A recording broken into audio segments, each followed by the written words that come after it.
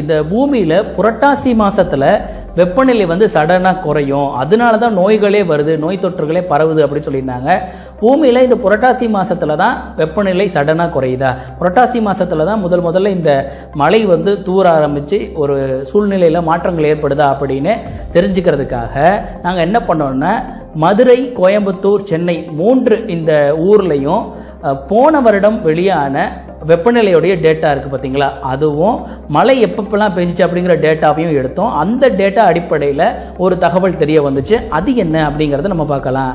ஜனவரி, பிப்ரவரி, March இந்த 3 மாசத்துலையும் இந்த 3 ஊர்லயுமே வந்துட்டு டெம்பரேச்சர் வந்து கிராஜுவலா இன்க்ரீஸ் ஆகிட்டே இருந்திருக்கு. ஏப்ரல் மாசத்துல கோயம்புத்தூர்ல மட்டும் மேக்சிமம் டெம்பரேச்சர் ரீச் பண்ணியிருக்கு, அது 35 டிகிரி செல்சியஸ் தான். அதுக்கப்புறமா நாம வந்துட்டு சென்னையும் மதுரையும் எடுத்தோம்னா இந்த 2 ஊர்ல மேக்சிமம் டெம்பரேச்சர் அது ரீச் பண்ணதே மே மாசத்துல தான். அது எவ்வளோ அப்படின்னு பார்த்தீங்கன்னா 36 டிகிரி செல்சியஸ். இதுக்கப்புறமா கோயம்புத்தூர்ல மட்டும் மே, ஜூன், ஜூலை இந்த 3 மாசத்துல டெம்பரேச்சர் வந்து சடனா டிராப் ஆகி அதுக்கப்புறமா வந்து ஆகஸ்ட், செப்டம்பர்ல கிராஜுவலா இன்க்ரீஸ் ஆகி திரும்பவும் அக்டோபர், நவம்பர், டிசம்பர்ல நல்லா டிராப் ஆயிருச்சு.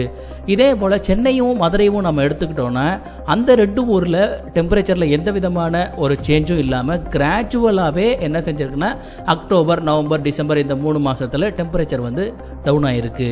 சடன் டெம்பரேச்சர் ஃபாலால தான் நோய் வருது அப்படிங்கிறது உண்மையாக இருந்தா கோயம்புத்தூர்ல நோயானது மே, ஜூன், ஜூலை இந்த 3 மாசத்துல தான் அதிகமாக வந்திருக்கணும்.